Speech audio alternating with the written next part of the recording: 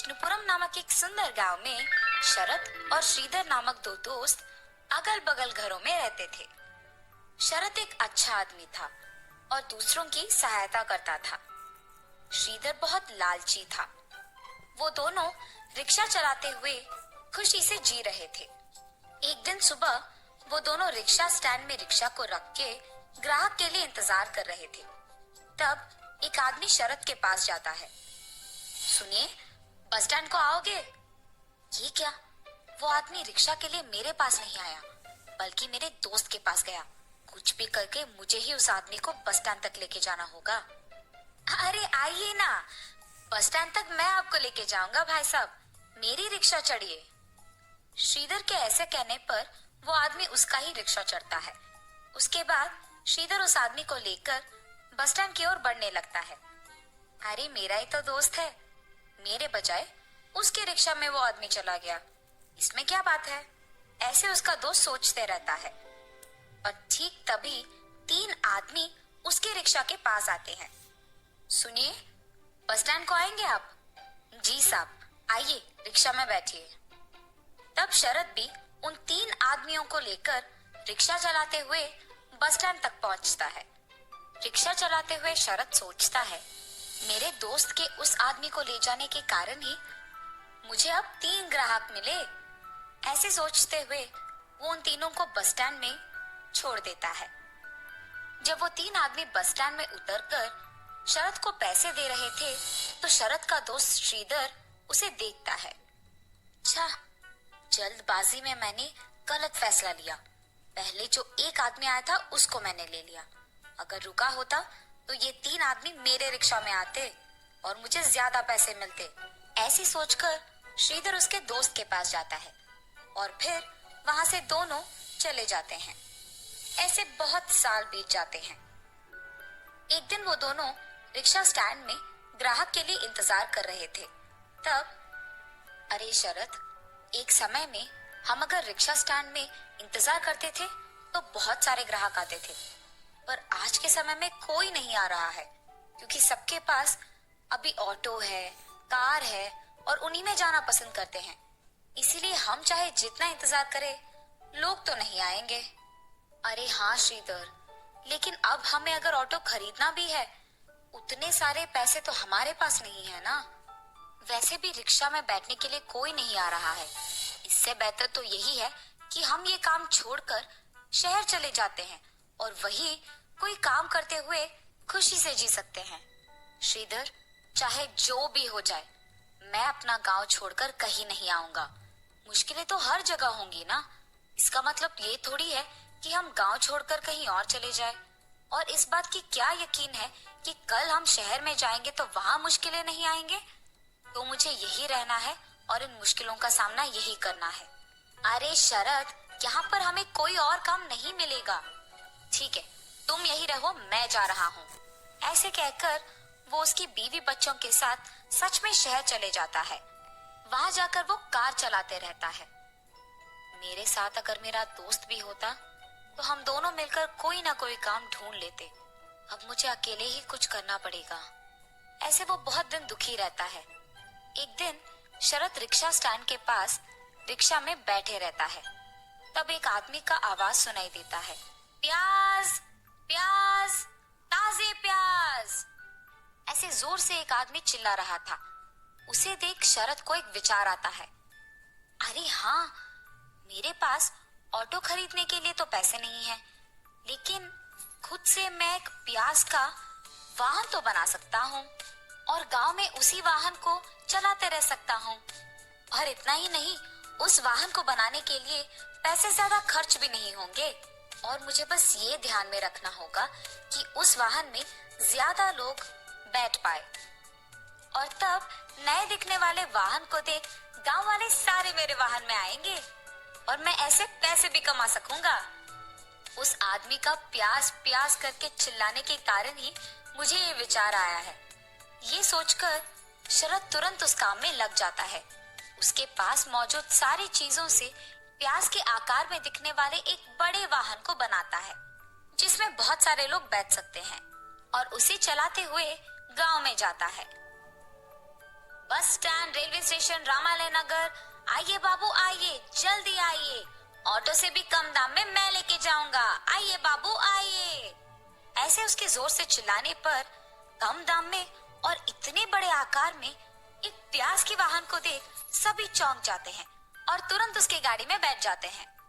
ऐसे ही कम दिन में शरद का प्याज की तरह दिखने वाले वाहन में बहुत सारे लोग बैठते हैं और वो बहुत प्रसिद्ध हो जाता है, इतना कि कुछ ही दिनों में वो और थोड़े प्याज के वाहन बनाकर उनमें दूसरों को चलाने के लिए नौकरी भी देता है।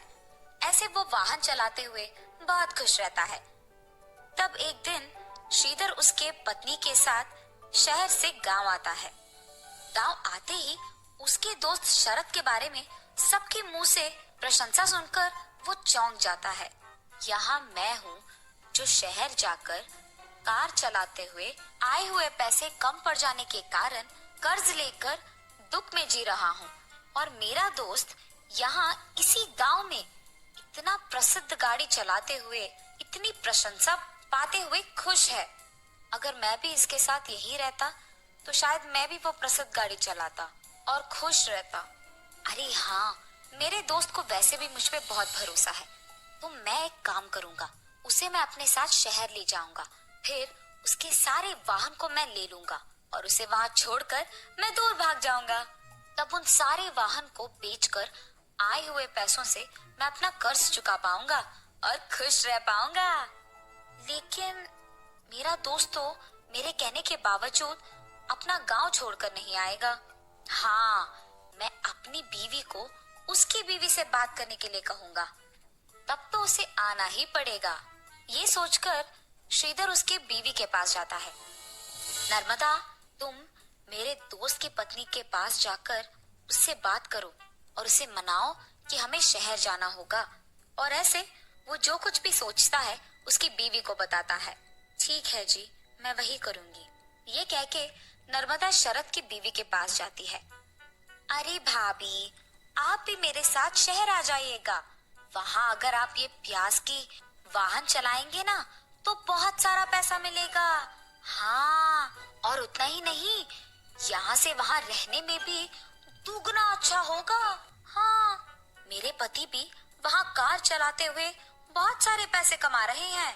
आपके पास तो पहले से ही बहुत वाहन है, वहाँ आएंगे तो और भी पैसे कमा पाएंगे।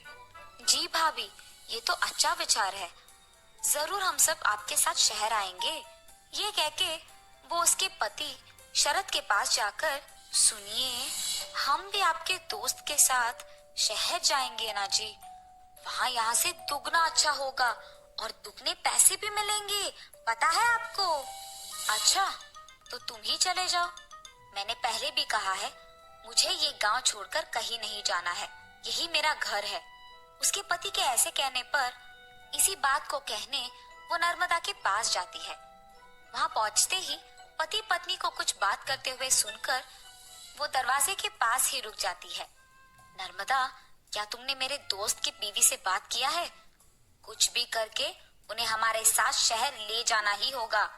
अरे हाँ जी, उसने तो मेरी बातों पे यकीन कर लिया है, वो दोनों पक्का आएंगे शहर। तब हम उनके पास मौजूद सारे वाहन को बेचकर हमारे कर्ज चुकाएंगे और हम खुश रह पाएंगे। दरवाजे के पास खड़े हुए शरद की बीवी ये सब सुन लेती है और भागते हुए उसके पति के पास जाती है। सुनिए, हम शहर नहीं जाएंगे, ये सब आपके दोस्त का चाल है। और ऐसे उसने जो कुछ भी सुना अपने पति को बताती है।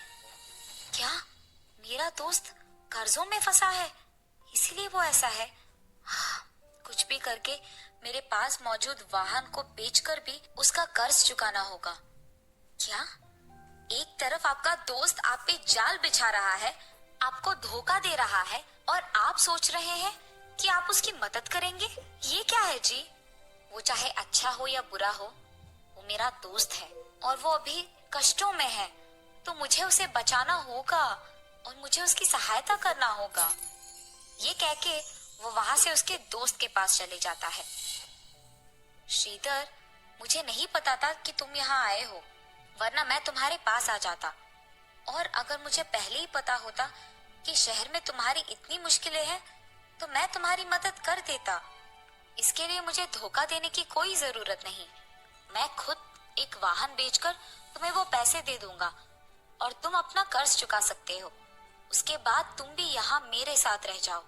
हम दोनों ये गाड़ी चलाते हुए खुश रह पाएंगे। ऐसे वो अपनी बीवी की बातें श्रीधर को बताता है। शरद, मैं तुम्हें धोखा देना चाहता था। ये जानकर भी तुम मेरी मदद करने यहाँ आए। मुझे अपने आप पे घिन आ रही है और मुझे अब अपनी गलती का एहसास हुआ है। तुम एक अच्छा इंसान हो और उससे बेहतर दोस्त हो मेरे।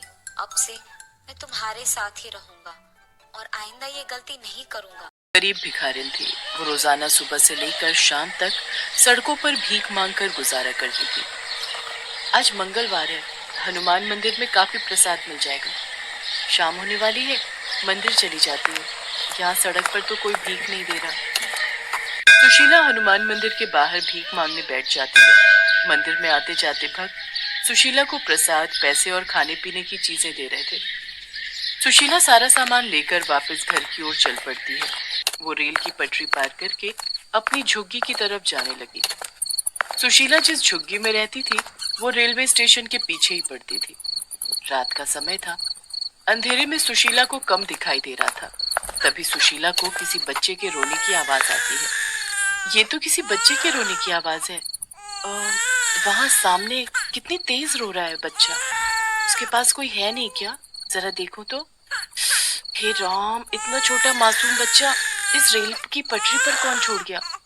ये किसका बच्चा है? चुप हो जा बच्चे, चुप हो जा, चुप हो जा।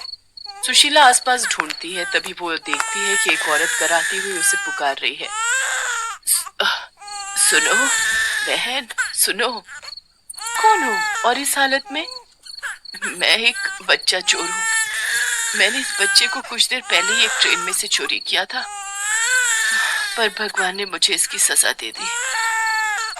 मुझे हार्ट अटैक आया है। मेरी सांस उखड़ने लगी है। मैं नहीं बचूंगी। मुझे नहीं पता वो परिवार कौन था। ये सोने की चेन इस बच्चे के गले में थी। मैंने इसे बेचने के लिए इसके गले से उतार लिया था।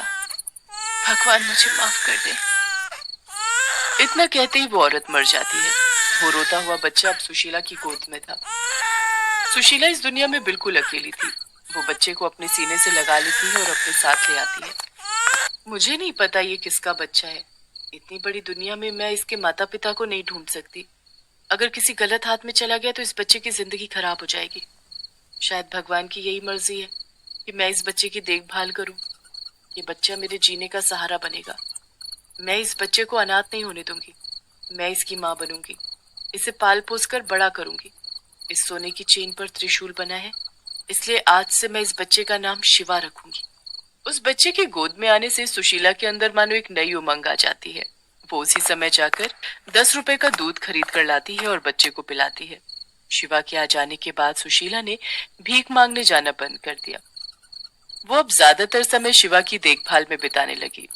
शिवा को अकेला छोड़कर मैं भीख मांगने नहीं जा सकती और भीख के पैसों से मैं अपने बच्चे को नहीं पालूंगी। मैं अपने शिवा के लिए मेहनत मजदूरी करूंगी। हाँ, कल ही काम की तलाश में जाती हूँ।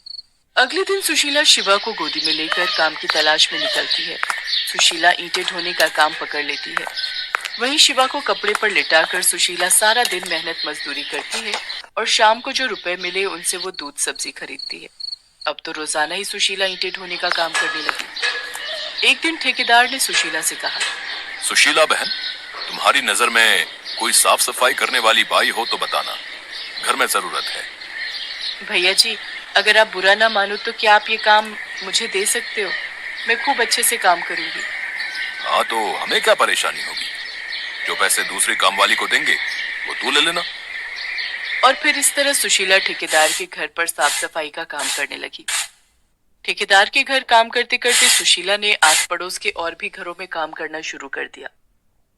सुशीला शिवा के साथ खुश थी। उसके आ जाने से उसकी जिंदगी बहुत बदल गई थी। उसने एक भिखारिन की जिंदगी छोड़कर मेहनत करके जीना शुरू कर दिया था। समय बीता और शिवा 6 साल का हो गया। मालकिन, सारा काम हो गया है। मैं थोड़ा जल्दी चली जाऊं? शिवा को स्कूल से जल्दी छुट्टी होनी है। हाँ हाँ चली जा, मुझे पता है जब भी तू काम कर रही होती है तेरा सारा ध्यान शिवा में ही रहता है। जब तक तू उसे अपनी आंखों से देख नहीं लेती है तुझे चैन नहीं आता। अरे स्कूल ही तो गया है, तू उसे लेकर इतना क्यों डरती है?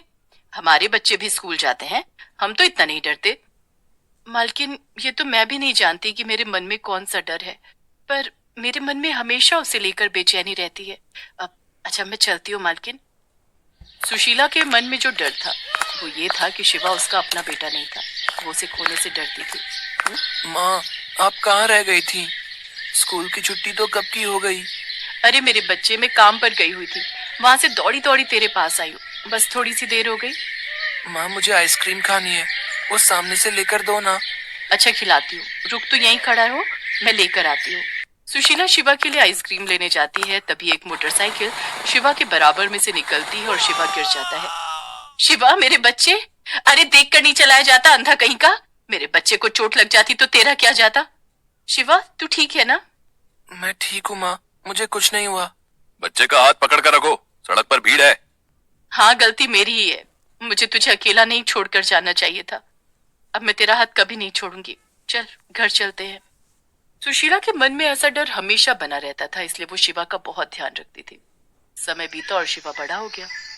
कॉलेज की पढ़ाई करके शिवा की नौकरी लग गई। माँ, मेरी नौकरी पक्की हो गई, पूरे 15,000 रुपए महीना मिला करेंगे। देखना, धीरे धीरे मैं और भी ज्यादा कमाने लगूंगा, फिर तुम्हें घरों में काम नहीं करना पड़ेगा। मैं अपनी माँ को सारे ऐशो आराम दूंगा, बस आप मुझे ऐसे ही अपना आशीर्वाद देती रहो। मेरा आशीर्वाद तो हमेशा मेरे बच्चे के साथ है। तू बैठ, मैं तेरे लिए खाना लगाती हूँ। शिवा खाना खा लेता है, तभी उसका दोस्त शेखर उसे बुलाने आ जाता है। शिवा जल्दी आ, हमें देर हो जाएगी। माँ, मैं थोड़ी देर में आता हूँ, शेखर के साथ बैंक जा रहा हूँ। शिवा बेटा ध्यान से जाना, ये शेखर मोटरसाइकिल बहुत तेज चलाता है। शिवा शेखर की मोटरसाइकिल पर बैठकर बैंक की तरफ चला जाता है। शेखर मोटरसाइकिल तेज चलाता था। अचानक सामने से एक गाड़ी आ जाती है और शेखर की मोटरसाइकिल का बैलेंस बिगड़ जाता है। वो लोग गाड़ी से टकरा जाते हैं। शेखर को ज्यादा चोट नहीं आती, जबकि शिवा के सिर पर गहरी चोट लगी थी। आस पड़ोस में लोग इकट्ठे हो जाते हैं और दोनों को लेकर हॉस्पिटल जाते हैं। शिवा बेहोश था, उसे होश नहीं था। सुशीला हॉस्पिटल पहुंचती है और चिल्ला चिल्ला कर रोने लगती है, कोई मेरे बच्चे को बचा लो, मेरा शिवा। मुझे माफ कर दो, गलती मेरी ही है। मैं ही शिवा को मोटरसाइकिल पर ले गया था, आज मेरे कारण ही उसे चोट आई है। मैं ही मोटरसाइकिल तेज चला रहा था। डॉक्टर बस आने वाले हैं, वो शिवा का इलाज करेंगे। आप हिम्मत मत हारो आंटी, शहर के जाने माने डॉक्टर आनंद इस हॉस्पिटल के सीनियर डॉक्टर हैं। इतनी देर में डॉक्टर आनंद भी वहां आ जाते हैं। डॉक्टर आनंद उसी हॉस्पिटल के सीनियर डॉक्टर थे। पेशेंट की हालत बहुत नाजुक है, उसके सिर में गहरी चोट आई है, पेशेंट का खून बहुत बह गया है। ऑपरेशन थिएटर में पेशेंट को ले जाने की तैयारी करो। डॉक्टर साहब मेरे बच्चे को बचा लो, शिवा के सिवा इस दुनिया में मेरा कोई नहीं है। शिवा को ऑपरेशन थिएटर में लाया जाता है। डॉक्टर आनंद शिवा को ऑपरेशन करने लगते हैं, तभी उनकी नजर शिवा के गले में पहनी सोने की चेन पर जाती है, जिसमें त्रिशूल का लॉकेट था। डॉक्टर आनंद चौंक जाते हैं, उनकी आंखों में आंसू थे। डॉक्टर आनंद के हाथ कांपने लगते हैं। वो अपने आप को संभालते हुए शिवा का ऑपरेशन करते हैं और ऑपरेशन सफल होता है। अच्छा, हमारा सुमित मिल गया, तुम जल्दी हॉस्पिटल आ जाओ। क्या आप सच कह रहे हैं? हमारा खोया हुआ बेटा सुमित मिल गया? मैं अभी हॉस्पिटल पहुंच रही हूँ। शिवा डॉक्टर आनंद का 22 साल पहले खोया हुआ बेटा सुमित था, जिसे वो औरत सुशीला को देकर गई थी। डॉक्टर आनंद और उसकी पत्नी को सुशीला से सारी सच्चाई पता चलती है। शिवा बेटा, तुम्हारे असली माता पिता यही हैं। मैं तुम्हारी कुछ भी नहीं, मैंने तो सिर्फ तुम्हें पाल पोस कर बड़ा किया है। नहीं माँ, तुम मेरे लिए मेरा भगवान हो, मेरे लिए सब कुछ हो। जिस माँ ने मुझे पाल पोस कर बड़ा किया, मेरी हर दुख हर संकट से रक्षा की, आज मैं उस माँ को छोड़कर अपने असली माता पिता के साथ नहीं रह सकता। मेरे लिए आप सब कुछ हो माँ। शिवा सही कह रहा है, आपने जो किया है वो कोई नहीं कर सकता। शिवा मेरे बच्चे, हमारा भी इस दुनिया में तुम्हारे सिवा कोई नहीं। आज से तुम्हें और सुशीला बहन को कहीं जाने की जरूरत नहीं, हम सब मिलकर रहेंगे। शिवा के लिए सुशीला ही उसकी माँ, उसकी सब कुछ थी, पर साथ ही साथ